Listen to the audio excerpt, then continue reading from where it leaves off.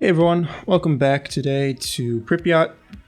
And for this episode, we're going to be building the central main square in the town of Pripyat. And it's going to be a pretty good one. Definitely just overall a very unique build, something I've never done anything even close to this. And a lot of PO.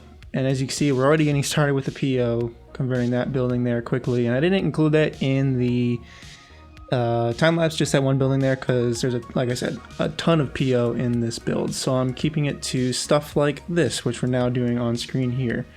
Which this is me just building a building completely and 100% out of PO. So the little cubes that come with the procedural objects mod, you can there's textures on the workshop, but there's also, it's really easy to just find any texture, whether it be concrete like this or grass or windows or dirt, whatever it may be. You can find any sort of texture, any sort of picture online, and just go into the texture file within the PO mod, within your computer, and just drop as many textures as you want. And you can texture these cubes, with, in this instance, I just found a couple concrete textures so that I could build my own Soviet looking building. And this is certainly not possible for a lot of things, but when it comes to building Soviet style architecture, especially, really, whether it be residential apartments or these public buildings, cultural centers, whatever you want to call them, they're all, I don't want to say simple architecture, because they're very cool to look at. I love the brutalist architecture, just very geometric squares, just all, it's pretty much all just a bunch of squares and rectangles, more or less. Of course, there's always instances in which there's some other shapes, but for the most part, it's mostly just squares and rectangles. So that allows me to, build my own building with cubes. And just using procedural objects to, as you can see, just stretch the objects, or stretch the cubes, make them longer, like this, using this as part of a roof. But yeah, and it really allows you to do whatever you want, as long as your buildings are more or less, within the shape of a cube. Here's another texture here. This one was actually within a texture pack on the workshop, but it kind of looked like a, Soviet looking design to me. I'm not really sure, but it looked cool, so I popped that in there just to change up the concrete texture. But as you can see, I just, again, adding some more layers using this different concrete texture to add more of an outline to the building. And I plopped some of those cool Soviet murals on the walls just to add some color and make it look a little cooler.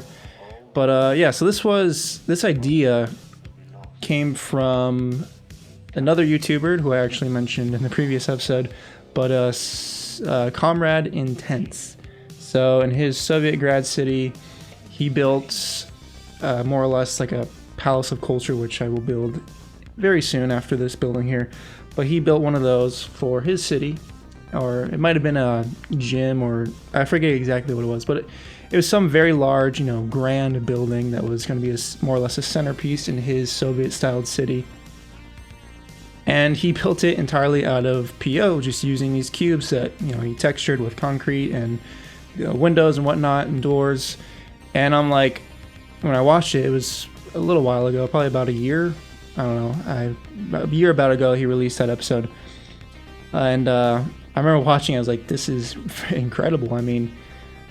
Forget about, yeah, you can make your own asset if you want, go through the trouble of modeling it in Blender and finding texturing it in there and dealing with City Skylines. And I've tried since when City Walk City Wall released the tutorial on the City Skylines page, and I'm still getting hung up on the texturing part and making UV maps, since I don't have Photoshop, and the free software GIMP is not very good. I don't like it.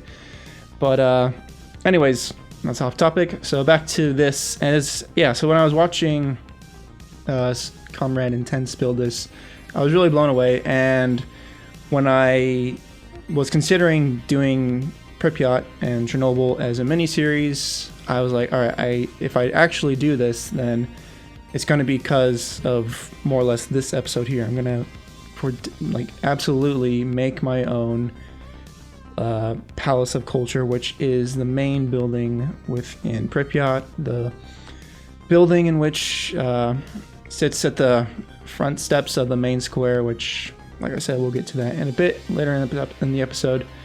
But that's what I was really looking forward to building in this series. It wasn't the power plant, it wasn't just the fairly monotonous residential apartment blocks. It was going to be this main square here and building the Palace of Culture. But anyways, so as you can see with this building here, I started off with this small one here just to, more or less as a practice run. Since, I probably just could have clipped a couple buildings together that I already had downloaded from the workshop, and I'm sure it would have worked out perfectly fine there. But like I said, I wanted a test run to try and get a feel of it, see what I could do with PO and the textures and the windows and everything. And I definitely learned some things. I definitely made some improvements once I actually got around to my second PO building, being the Palace of Culture. Which, at the very beginning of the episode, I plopped a building down, which is where, I guess, unless you're familiar with the area, you're not going to know which one is which. But I plopped a building there to kind of act as a placeholder, but also I leave it there once I actually start using PO to build the building, just to kind of draw people to the fake building, since obviously a building made out of PO with a bunch of cubes is not going to require any people or services, so no one's going to go to it unless I use like the people generators or an actual building on the inside. So I opted to just go with a building on the inside, and also help me scale it so it's not too big and it's it's an accurate size and all. So anyways, but so this here is the main square, I guess, as I was mentioning earlier. Just a very large area in front of these buildings, just slightly raised up with the staircases that run along there, which I barely caught the fact that there was this very small staircase in this area.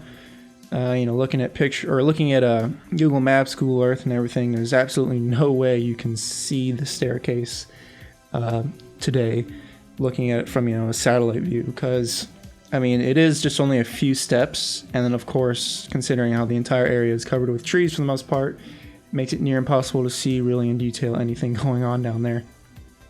But I did catch those stairs, and it's when you're building a flat city such as Pripyat here, or really any city wherever it may be in the world, when you're building a flat city, like, no matter what, there's going to be changes in elevation in real life. But actually doing that in game, if you're building a flat city, you just kind of forget about it. Like, it's so easy just to work with flat terrain in the game. You don't have to worry about any nasty terrain glitches or any crap like that. But when you add just that slight change in elevation, it makes all the difference, really, and it adds just so much more realism to the scene. But now we are finally getting to the really main part of this build, which is the Palace of Culture. So I start out just by making a huge rectangular cube there, just laying out more or less the buildings, the main part of the building. So how it's kind of designed, at least looking at the pictures, and I'm not taking into account really anything on the inside and where stuff was on the inside at all. But there was the main entrance, of course, on the ground floor, which again was to a little step up into the main entrance. And then there was, when I'm building there, just kind of like that little shelf that sticks out. I later in the episode kind of bring that out a tad bit more, because I think that might have been a little like patio type thing for people to walk out, or I don't know, it was hard to tell. Like, looking at, I found a 3D model someone made of the building, some website, I forget what it is, but it was very fortunate that I came across that, because the vast majority of the pictures that exist of this building are, of course, in its current state, which is falling apart, and the windows are not shattered, they're just non-existent, they're not even there, and the building's completely falling apart, just like everything else in the town. And there's not really too many pictures of it back then. There's certainly a few, but when you really want to build something accurately and in great detail, you need a good amount of pictures or videos in order to really accurately recreate something. So I was fortunately stumbled across a 3D model someone made, and I opted to go with a slightly simpler design of this building, because in real life this building has a couple little wings coming off from the main chunk of the building, just some smaller cubes, I suppose, because they're basically that.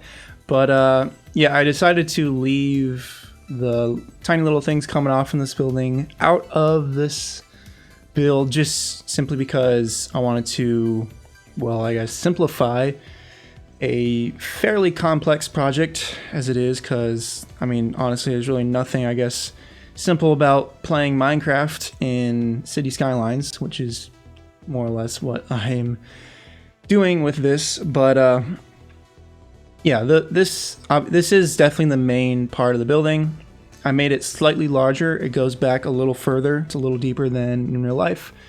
But the main part, that I wanted to get down pretty much as 100% accurate was the front. So the front facade, everything with the sign and every little angle, every little unique aspect of it, I wanted to get down. And I think for the most part, I definitely got the front part of the building down 100% accurately. So that's cool. But yeah, so here's just another little aspect of the building that's, not just a straight up cube or a little square. Something a little unique, adds some dimension to the building. Going again with that texture there, that I don't know what to call that. I mean, it is a concrete texture. That's what it was at least called, I believe. Or no, it wasn't. It was called a tile texture. That's right. But yeah, I don't know. It's a cool looking pattern, so I use that a couple times on this building, as well as the previous one that I built with PO. But yeah, so now it goes down to adding the smaller details, because like I said, I started out with just the main part of the building being basically 3 very large cubes pretty much, and then adding the outlines like to the roof there. And here's where, okay, yeah, so here's where I mentioned earlier that I kind of made like I think it's a patio, how it was in real life, but yeah, I just pushed back the big cube there and then just cover it up with a roof, because one thing that's pretty hard about building a building and with procedural object, just a bunch of little cubes, is there's so many little cubes. So when you go into procedural objects, you'll see occasionally, like there was just a second ago here, but all those little plus signs are of course all the little objects from procedural objects. And the more and more you add, of course, the more and more pluses there are, and it gets nearly impossible to find on occasion the actual item that you want, because even though you may be hovering over say one of the big cubes that I made for the building, even though I may be hovering over the center of that cube, and even though there might be a plus sign in the center of the building, that's not going to be the actual object itself. It's going to be something unrelated to, or a completely different object, I should say, because like a lot of the times with some procedural objects is when you plop down, whether it be just something like a cube or a building, and then you can contort it however you want. It keeps the little plus sign usually at the very, like at the origin point. So if you plop down a cube and then you contort the one side and blow it up out of proportion, so it's just really massive on one side, it's not going to move that little plus sign into the center of the object. It's going to keep it in the corner where the original origin point was. So when you have a ton of things like that in a single small little area, it gets about near impossible to go back and edit some of the original pieces you plop down. So I definitely had to be conscious of that fact, which is why I'm certainly grateful that I started building this main building, the Palace of Culture, second after I built that smaller little building with PO, because that was a really good trial run and something that I definitely needed, because yeah, I learned that when I was building the smaller one, since I wanted to go back and increase the LOD distance of basically the 2 main parts of the building, because that's one downside of when using PO, is when you convert a building or anything to procedural objects and you zoom out too much, it disappears. Like, it doesn't have an LOD itself, it just completely disappears. So that's one reason why I kept a building inside of this building here, since when I zoom out, rather than there being absolutely nothing here, there's going to be the building on the inside, which is pretty much the exact same shape, and when you're at a great distance, you're not going to really notice. So that's more or less functioning as an LOD for this procedural objects building. It's kind of a weird thought, but it's a little trick, I guess, a little way around that fact that things simply just disappear when you're too far out, unless you go in and individually click on each procedural object and adjust the LOD distance. So yeah, that's something that's not possible to do. But I did do that for, or I should say I tried to do that for the first building, the smaller one. I tried, like I was saying, I tried to go in and select the two big pieces, the two big cubes, but I couldn't find where the cubes were, because I was clicking on all the little all the little plus signs, trying to find which one was the actual object I wanted, but I just couldn't find it because there was just way too many plus signs everywhere, and it was impossible. I couldn't find it. So I had to leave that be. So that building unfortunately disappears, if you get out too far. I'll go back, I guess, another time I'm in the game and try and find the two main pieces, because yeah, it's just that is definitely the one and only downside when it comes to using POs, just because frankly the stuff disappears. But anyways, so here's one of the signs that I made on my own in Blender, because I was kind of surprised to find no Cyrillic characters in the workshop, or even for like PO, because there's plenty of I believe Japanese and Chinese PO language, like letters that you can use on the workshop, and of course English, but there was no Cyrillic characters, so I had to go into Blender and just make that small little sign there, and then I converted it to PO so I could color it the way I wanted, since I'm not quite advanced enough in Blender to actually texture things properly. But yeah, making assets in this game, I don't know how so many people have just gotten so good at making assets when they weren't like graphic designers in real life. It's pretty incredible. But anyways, so now we're working on the front area of the steps. So just these little walkways, which I copied exactly as they were in real life, just those small little sidewalks there with the grass in between. And then I noticed at about this point that I'm like, this is a lot of this one concrete texture. It's very repetitive for sure, as you can see. So I do go back in a bit and just use some other ploppable surface, concrete surface, just to change up the top part of so basically the bulk of that pavement texture there. So I also add expansion joints, which will be in a sec too. So, because those are in real life too. Those were really everywhere in the city.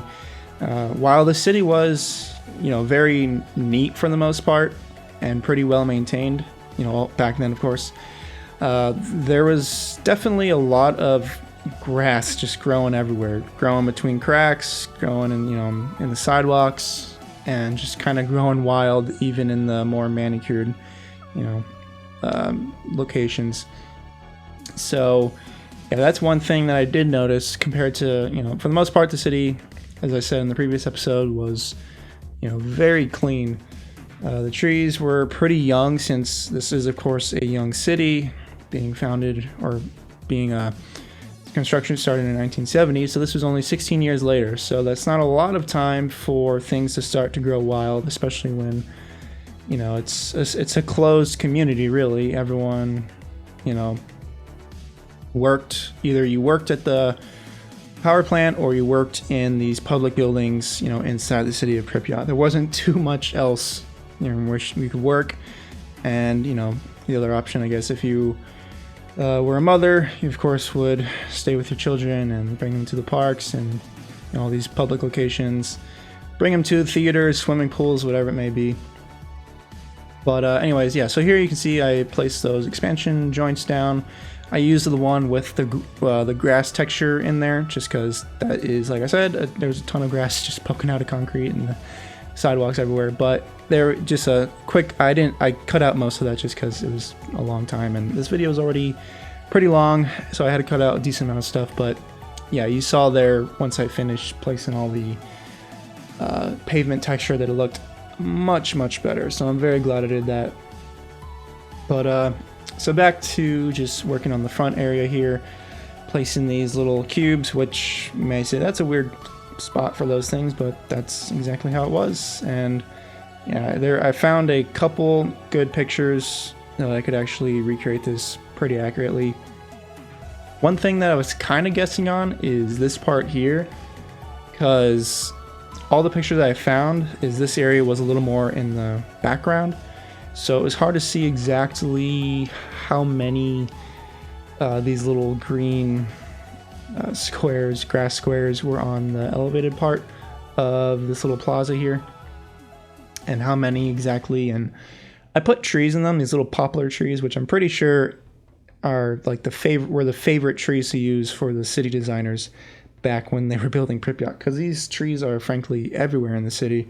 And I mean, of course, I assume that's going to be, you know, a natural tree in the area that's, you know, a common tree. But, you know, the only thing I can think of poplar wood's good for is making crappy drum sets. But I don't know. So, as I was saying, I wasn't exactly sure what went on here with these little grass squares. And all the pictures I saw, they didn't have anything in them. They're just grass, it looked like, or maybe some very small flowers. I couldn't see that, but I added the trees just to make it look a little less plain, because that's one thing I noticed when building this city in particular, is when trying to make something realistic, which realistic for Pripyat back then was a lot of open green area, that just doesn't look right in this game. So I do add a few more trees in places, such as that I was just explaining, and also in the residential blocks than there actually existed in real life. But so now we're moving on to the last part of the episode, which is just this small little amusement park that was in Pripyat. And so back then it was being built for May 1st to celebrate May Day. And of course, never got any use since the Chernobyl disaster occurred on April 26, which there are actually conflicting reports, because some people actually believe that the amusement park functioned for a few hours on the 27th of April, so the day after the disaster, which there are pictures that exist of people like using the rides, but some people say that it was a test, and evidently or apparently no one can actually confirm that it was in use. But, you know, even though, you know, we know in hindsight that they should have been obviously very concerned and should have evacuated immediately, government officials back then, you know, told them there was nothing to worry about. And for the most part, from what I read, that the people didn't really think anything was wrong either. So using the amusement park a day after such a massive disaster isn't too far-fetched, actually. Because, you know, even once the people evacuated, they were told it's not a big deal, we're going to evacuate for 3 days, and that's why there's so much stuff left still in Pripyat, people's belongings, because people brought stuff for 3 days. They weren't going to bring all their personal belongings because they were leaving and coming back in simply 3 days. But of course, that unfortunately never happened, and yeah, people just couldn't go back to get all their, you know, personal belongings, family heirlooms, whatever it may be. So yeah, that's certainly unfortunate. But yeah, so the amusement park here was, like I said, being built for May 1st, so it's still not completely 100% complete. So with the bumper car thing here, I left part of the roof off there just to make it look a little less finished. But yeah, so this is pretty much going to be it for the episode. I hope you all enjoyed, because yeah, like I said, building this the PO Palace of Culture, that was a blast. I spent like 3.5 hours on there, which that time flew by. But yeah, so I hope you all enjoyed this, and we're probably gonna, I think there's gonna be 2 more episodes of the series, because I'm kind of once again underestimated the scale of one of my mini series. So I think it's gonna be 2 more episodes. We'll see. But yeah, so I guess I will see you all next week. Not exactly sure what we're gonna be doing, but I'll certainly come up with something. So yeah, I will see you all then.